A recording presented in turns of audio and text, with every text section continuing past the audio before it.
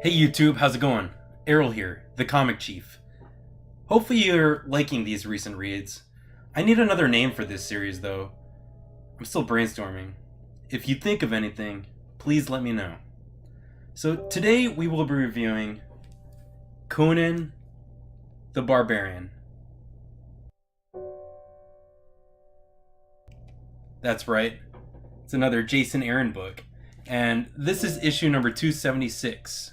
Or issue number 1 of this 2018-19 series. And that's right, YouTube. Marvel has finally brought back Conan to the Marvel Universe. I guess it was a Dark Horse title for a while. I'm gonna be honest here. I've never read a Conan book in my life. And when I picked this book up, I did it. Why? Because as a kid, I grew up on Conan the Barbarian and Conan the Destroyer. Hell, I even enjoyed Jason Momoa's portrayal of Conan the Barbarian. And I don't regret it. This comic is awesome. Besides my Deadpool comics, I haven't read a Marvel comic with a parental advisory warning. Yeah, I didn't see it, but it's actually right there. Check it out. So the book opens up with a 2-page collage of events I assume happened in the previous 275 issues of the series. Quotes lay across the spread. Hither came Conan, the Cimmerian, black-haired, sullen-eyed, sword in hand. A thief, a reaver, a slayer, with gigantic melancholies and gigantic mirth, to tread the jeweled thrones of the earth under his sandaled feet. And that's from the Nemedian Chronicles. So, like I said, I assume it's from the other 275 issues, but that's epic. And that's all I needed. On these 2 pages, we see a barbarian, a fighter, a lover, a hero, a warrior, a king. And for someone who's never read a Conan comic in his life, I get it. I dig it. I'm caught up, and that's all I needed. And that's great. So, moving on, the next 2 pages are a 2-page spread of just the title, Conan the Barbarian, The Life and Death of Conan. Again, this book is written by Jason Aaron, and I've been doing those Avengers, the Avengers reviews, so check them out, please. The artist is Mahmoud Asrar, and Isad Rivik drew the cover art. Mahmoud is a Turkish-born writer, and most recently known for his work on X-Men Red. I haven't read all of it, but from what I read, it is pretty good. Browsing through these pages, I felt that the art was excellent, and it was a great collaboration with Jason Aaron. I wish that the art that was used in this was used in Thor comics instead of what Thor's got going on in them right now. Writing's great though, don't get me wrong. So the issue opens up with a page showing how fantastic Conan's story was from the moment he was born. It literally begins from when he was born. So there's a battle happening in Samaria. We see Conan the newborn, fresh from his mother's womb, where she's shown cutting his umbilical cord with a knife as a battle is ensuing. How savage is that? The next page shows Conan the king sitting on his throne, as kings do, and he's brooding. This epic page tells us this is not just a story of how Conan lived. And then the next page continues to tell us this is a story of how he died. So that's the title of it. But it all feels epic. The cinematic feel is felt in the writing. We see Conan fighting in a battle arena in Zamora. That's the city of thieves. The graphic art shown here shows that Conan is not slicing 1, but 2 warriors' heads off. Decapitation right off the bat. What a barbarian. At this point in the comic, we have seen Conan in 3 different time periods. And in what I assume is present day, he is battling warrior after warrior for sport. So after a bunch of battles and a bunch of panels, Conan is sitting with not 1, not 2, but 3 women massaging him. tending to his needs as he is drinking wine. So he's a womanizer too? Sweet. So as if 3 beautiful women were not enough, a young attractive blonde in red robes and a lack of other clothing comes up to him and starts flirting with him. She's seducing him. So the last time I saw sex in Marvel Comics was Iron Man and Black Widow, when they made that sex tape. Well, I haven't seen it like this in a comic.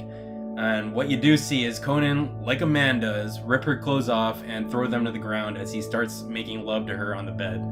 We see her hands turn into old demon hands as they scratch his back enough to make it bleed. So at this point, he doesn't know that those are demon hands. Surprise! If it's too good to be true, that's because it is. He turns to look at her, and it's an ugly, horrific, disgusting looking witch. And Conan, eventually, he passes out after trying to put up a fight from the poison that was on her nails when she scratched his back. When he wakes, he finds himself chained in a ritualistic fashion. As all great bad guys, or girls, do, the old witch proclaims her devotion to the archdemon Razazel, and explains that hundreds, if not thousands, of warriors before Conan were sacrificed. Her endgame, or her goal, to find the right blood to bring Razazel into the world. So she's using dark magic, or in what they say is death magic, and we see the sinister witch fill roots with blood. And as she assumes she is being rewarded for her actions and winning, Conan breaks himself free from the shackles and is able to bust the witch's face open with them. The witch mutters a spell, and the bones and corpses that were surrounding the room began to rise. Awesome. What seems like an endless horde goes after Conan, but he tears each one limb from limb and rips their heads off. So we see more decapitation. The art is pretty epic. There's a lot of blood. I'm not gonna lie. This is pretty graphic. And my favorite page is of the narrator saying, "Conan can defeat the dead with one savage swing at a time." In my head, I picture the James Earl Jones voice, like in the movies, and I know that wasn't a James Earl Jones voice, but that's what I hear. He was in the movies. With every swing, the battle ends with the witch claiming Conan could never win, because the endless horde would keep coming. But with one mighty swing, he gruesomely decapitates. Again, decapitation decapitates the witch's head, and she falls to the ground. Decapitated, almost. Her head was still attached. As she falls to the ground, the dead corpses and skeletons around Conan stop attacking, and they also fall to the ground. So the battle's done.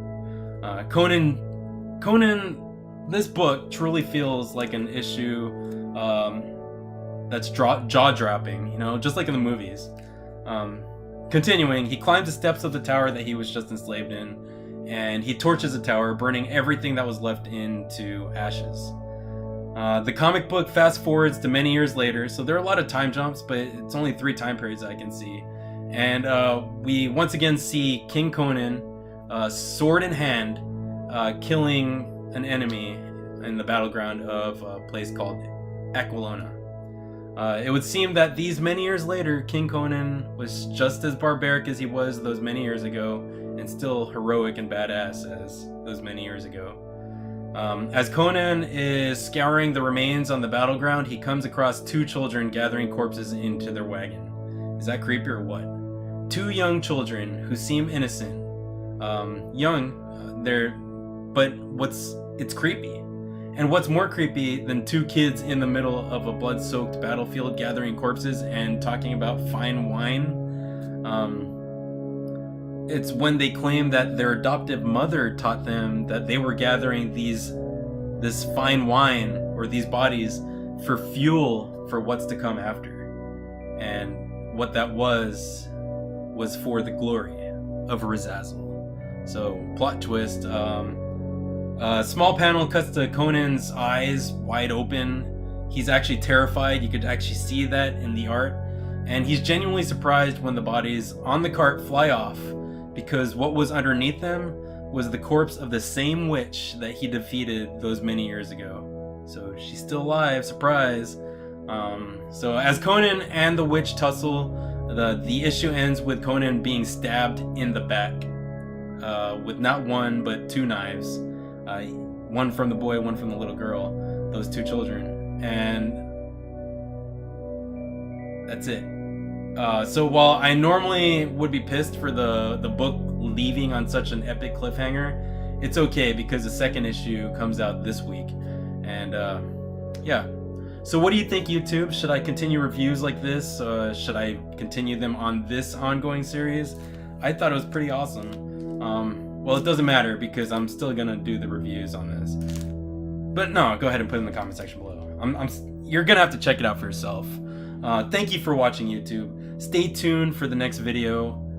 Please like, share, and subscribe. Hit that bell notification so you know that when these videos come out and you're the first one to watch them. Thank you. This is Errol, the Comic Chief, going offline.